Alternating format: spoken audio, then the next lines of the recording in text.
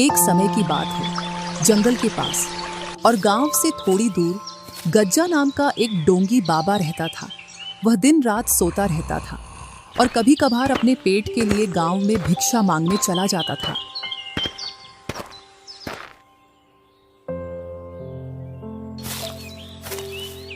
अरे, आज फिर से सूखी रोटी और दाल मिली है, जबकि गांव के कई घरों से पकवान की खुशबू आ रही थी। गांव वाले कभी साधु संत का सत्कार करना नहीं जानते। ऐसे ही गुनगुनाते हुए गज्जा अपनी कोठरी के पास पहुंच जाता है। वहीं रूखी सूखी रोटी खाकर वह सो जाता है।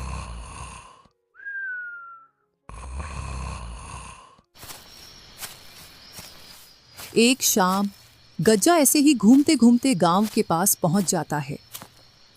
जब वह मुखिया के घर के पास पहुंचता है तो उसको पकवान की मस्त खुशबू आती है। आज तो मुखिया के घर में कुछ खास बन रहा है, जो इतनी मस्त खुशबू आ रही है। अगर इससे भोजन मांगूंगा तो यह मुझे वही सूखी रोटी पकड़ा देगी। क्यों ना थोड़ा इंतजार करूं। जैसे ही मुखिया की पत्नी रसोई घर से इधर उधर हुई तो कुछ पकवान लेकर अपने मुकाम पर पहुंच जाऊंगा। थोड़ी देर बाद मुखिया की पत्नी रसोई घर से बाहर चली जाती है। इस मौके का फायदा उठाकर गज्जा पकवान उठाकर ले आता है और अपनी कुटिया की ओर चल देता है। अपनी कुटिया में पहुंचकर मस्त खाना खाता है और बोलता है, जो चोरी के भोजन में स्वाद होता है वह किसी और भोजन में नहीं होता।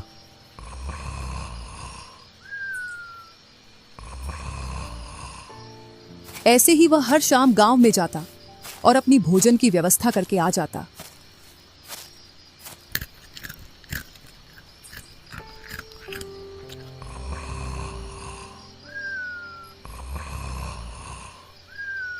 अब गज्जा का रोज का यही काम हो गया था। रोज रात में गांव में जाना, खाना चोरी करके लाना, अपनी कुटिया में लाकर खाना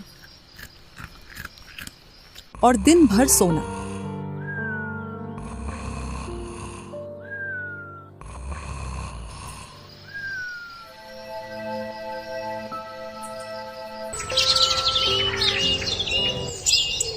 एक दिन गज्जा के दो चेले कल्लू और भूरा गज्जा के पास आते हैं। अरे यार भूरा, गुरुजी को देख, दिन भर और रात भर मस्त सोते रहते हैं। अभी तो ये फेरी पर भी नहीं जाते।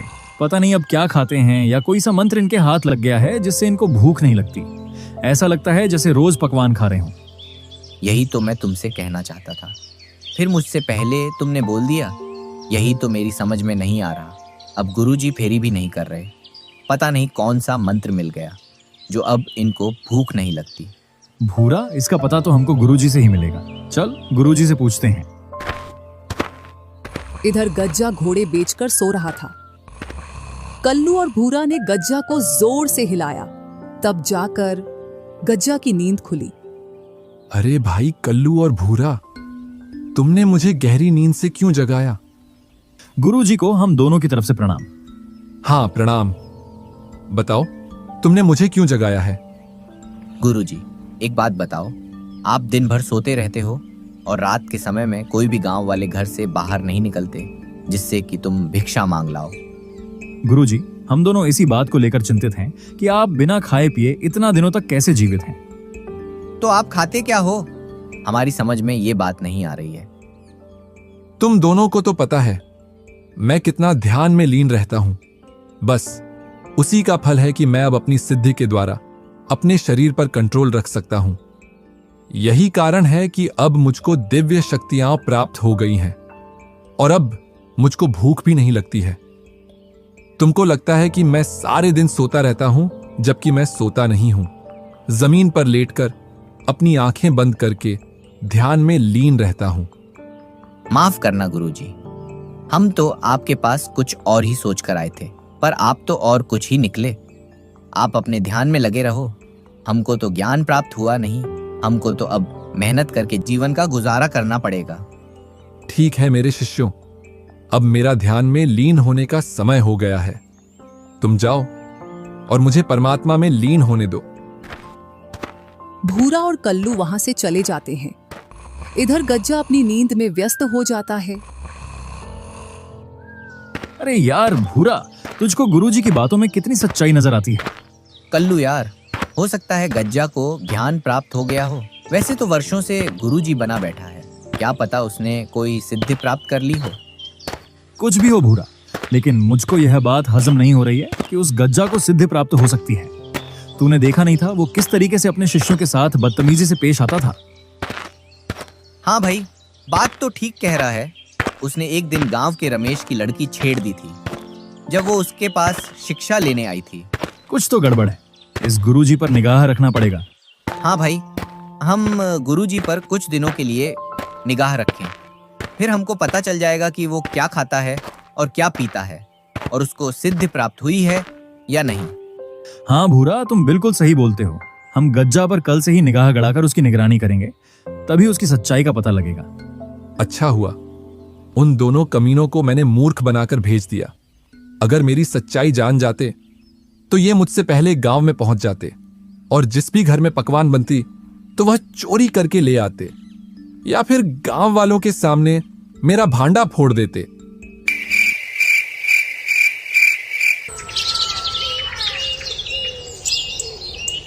और सूरज की पहली किरण के साथ भूरा और कल्लू गज्जा गुरुजी पर निगरानी करने लगे।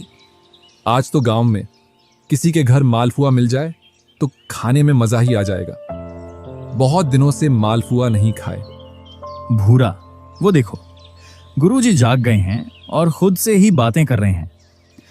पता नहीं क्या बातें कर रहे हैं, सुनाई तो यहां तक नहीं दे रहा है। कोई बात नहीं है कल्लू, सुनाई नहीं दे रहा तो क्या हुआ, गुरुजी तो हमको दिखाई दे रहे हैं।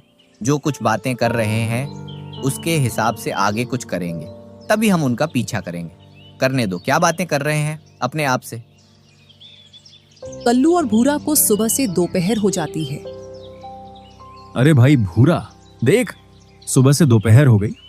गुरुजी यहां से तो कहीं भी नहीं गए हैं और एक बार कुठरिया में जाकर फिर से पेड़ के नीचे आकर दोबारा सो गए। कल्लू, तू जाने की तो छोड़, एक बार से दूसरी बार वे खड़े भी नहीं हुए। मुझे लगता है उनको सिद्धि प्राप्त हो गई है। हम तो वे फजूल में उन पर शक कर रहे हैं। चल, यहाँ से चलते हैं। अरे भूरा सुन, मान खड़ा रहे, उसे कोई सिद्धि प्राप्त नहीं हुई है, वो तो सोया पड़ा है। जब आदमी ध्यान में होता है तो आदमी अपने बलबूते पर खड़ा होता है, पर यहाँ गुरुजी को देख, वो जमीन पर ऐसे पड़े हैं जैसे पानी में भैंस पड़ी हो। कुछ ना कुछ अवश्य है। तू रात होने का इंतजार कर। ठीक है कल्लू भाई, तुम बोलते हो तो इंतजार कर लेता हूँ। जैसे ही रात होती है तो गज्जा खड़ा होकर गांव की ओर चल देता है। अरे कल्लू, वो देख, गुरुजी तो गांव की ओर जा रहे हैं। हाँ भूरा, चल, हम भी इनका पीछा करते हैं। भूरा और कल्लू चोरी छिपे गज्जा का पीछा करते हैं और गज्जा जैसे ही गांव में पहुंचता है तो चोरी छिपे घरों के आसपास घूमने लगता है। गुरुजी घर के आसपास क्यों घूम रहे हैं, मेरी तो कुछ भी समझ में नहीं आ रहा है। सब्र कर भूरा, सब्र कर, और देख गुरुजी क्या करते हैं। इस घर में से पकवान की खुशबू आ रही है। चलो जल्दी से इस घर से खाना ले आता हूं। अभी कोई भी नहीं दिख रहा है। कल्लू और भूरा ने थोड़ा इंतजार किया और गज्जा उस घर में से खाना चोरी करके अपनी कुठरिया की ओर चल देता है। वो देख, गुरुजी तो इस घर में से खाना चोरी करके लेकर जा रहे हैं। लगता है यही इनकी सिद्धि का राज है। इनको कोई सिद्धि नहीं मिली है, ये तो गांव में से खाना चोरी करके खाता है।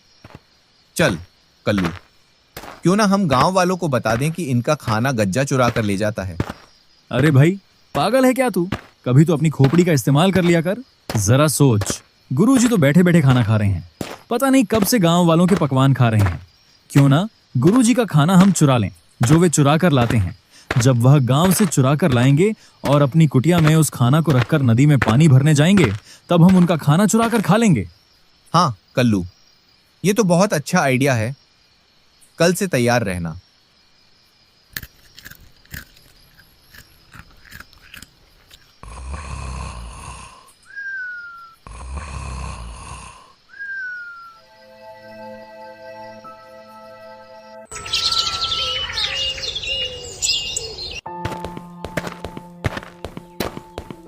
चल गज्जा, तेरी ड्यूटी का समय हो गया। कल का भोजन तो बहुत ही स्वादिष्ट था। मालपुआ खाने का मन कर रहा था तो मालपुआ मिल गए थे। आज भी कुछ स्वादिष्ट खाना मिलेगा। चल गज्जा, चल।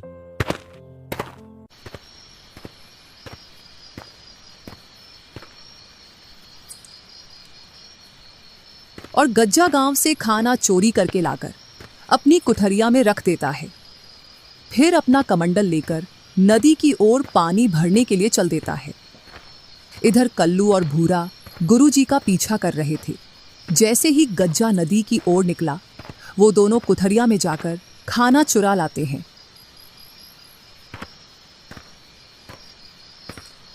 और दोनों जंगल में जाकर उस खाना को खाते हैं। अरे, मेरी पकवान कहाँ गई? आज तो मैंने बड़ी ही स्वादिष्ट पकवान बनाई थी। हाँ जी, सुनते हो? हाँ भाग्यवान, क्या हुआ?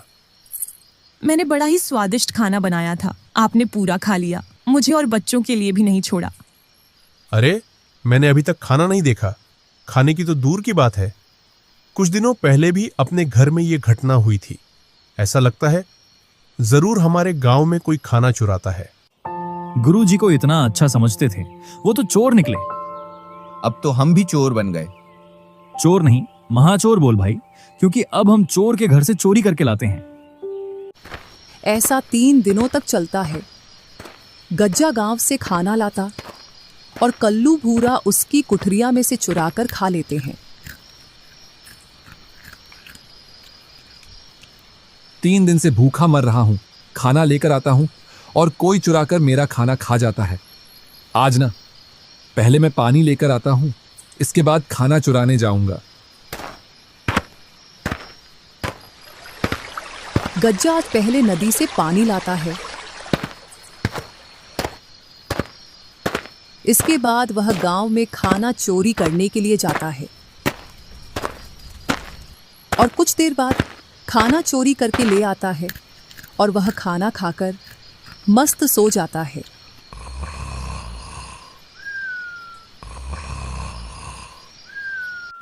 इधर गांव में इस बात का पता लग जाता है कि गांव में कोई खाना चुराता है। विशेषकर उस घर में खाना की चोरी होती है जिस घर में कुछ पकवान बना हो। उधर कल्लू और भूरा की 2 दिनों से दाल गल नहीं पा रही थी, तो दोनों सलाह बनाते हैं। यार भाई, कुछ तो करना पड़ेगा, नहीं तो मुफ्त का खाना नहीं मिल पाएगा। मेरे पास एक आइडिया है। क्यों ना हम गुरुजी को गांव वालों की आवाज से डराएं, जिससे गुरुजी अपना खाना छोड़कर अपनी कुटिया में चला जाएगा। रोज रात की तरह गज्जा गांव से खाना लेकर आ रहा था, तो कल्लू और भूरा उसका पीछा करते हुए कल्लू मुखिया की आवाज में बोला, अरे हरिया, तुमने उस खाना चोर को इसी रास्ते से जाते हुए देखा है ना? हाँ मालिक, खाने की खुशबू आ रही है। लगता है चोर यहीं कहीं आसपास है। इतना सुन गज्जा के रोंगटे खड़े हो गए। वह अपने मन में सोचता है, इस खाने को मैं इन झाड़ियों में छिपा देता हूं, जिससे यह मुखिया और उसका नौकर यहां से निकल जाए। गज्जा उस खाना को झाड़ियों में छिपाकर वहां से कुटिया की ओर चला जाता है। कल्लू, अपना आइडिया तो काम कर गया। ले भाई, जी भर के खाना खा। जल्दी खाना खाकर निकल चलो यहाँ से, नहीं तो गुरुजी आ जाएंगे।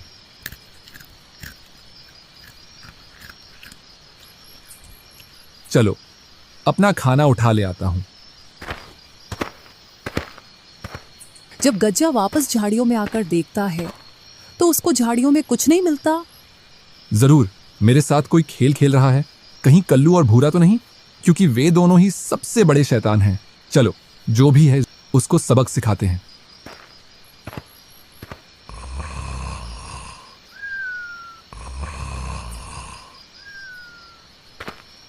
दूसरी रात जब गज्जा खाना चुरा कर आ रहा था, फिर से कल्लू और भूरा ने गांव वालों की आवाज निकालकर गुरुजी को डराया और गज्जा फिर से खाना को झाड़ियों में छिपाकर।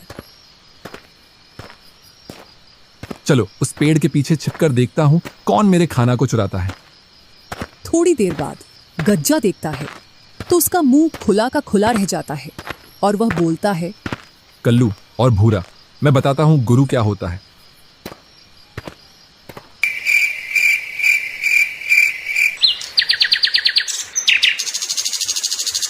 भूरा भाई, बहुत हो गया चोरी चोरी। चलकर कहीं काम धंधा देख लेते हैं। वो गज्जा गुरुजी अपन से 2 कदम आगे, कहीं फंसा ना दे। अरे तू इतना ना डर, जब तक मैं तेरे साथ हूं तू मुफ्त का भोजन खा और मजे कर। रात हो जाती है। दोनों गुरुजी का इंतजार करते हैं। आज तो बहुत देर कर दी, अभी तक गांव की ओर नहीं गया। लगता है आज तो भूखा ही रहना ही पड़ेगा। वो नहीं जा रहे तो क्या हुआ, क्यों ना अपन जी चलें गांव में खाना चोरी करने के लिए। दोनों गांव की ओर चल देते हैं खाना चोरी करने के लिए। जैसे ही वह खाना चुरा कर लाते हैं तो गज्जा एक पेड़ पर चढ़कर बैठ जाता है। जैसे ही वह दोनों उस पेड़ के पास आते हैं तो गज्जा बोलता है, कौन हो तुम और मेरे रास्ते पर क्या कर रहे हो? हम तो अपने अपने घर जा रहे हैं, और तुम कौन होते हमसे पूछने वाले? यह जंगल मेरा है और मैं इस जंगल का भूत राजा हूँ। इतना सुन दोनों के रोंगटे खड़े हो जाते हैं, क्योंकि गांव वालों के मुंह से उन्होंने ऐसी कहानियां सुन रखी थी जो जंगल में भूतों के बारे में थी। क्या सोच रहे हो? अगर तुम्हें अपनी जान प्यारी है तो तुम्हारे पास जो सामान है उसे यहीं रख दो। मैंने तुमसे सुबह बोला था, ये चोरी छपाटी छोड़कर अपना कुछ काम धंधा देख ले। ले, अब इस भूत से लड़ ले। मुझे क्या मालूम था आज यह आ जाएगा।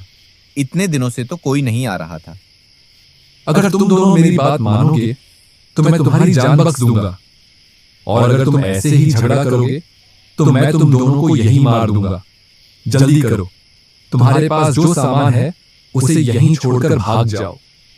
कल्लू और भूरा डर के मारे वो भोजन उसी पेड़ के नीचे रखकर वहां से भाग जाते हैं। उन दोनों के वहां से भाग जाने के बाद गज्जा नीचे उतरकर खूब भोजन करता है और अपनी कुटिया में जाकर सो जाता है।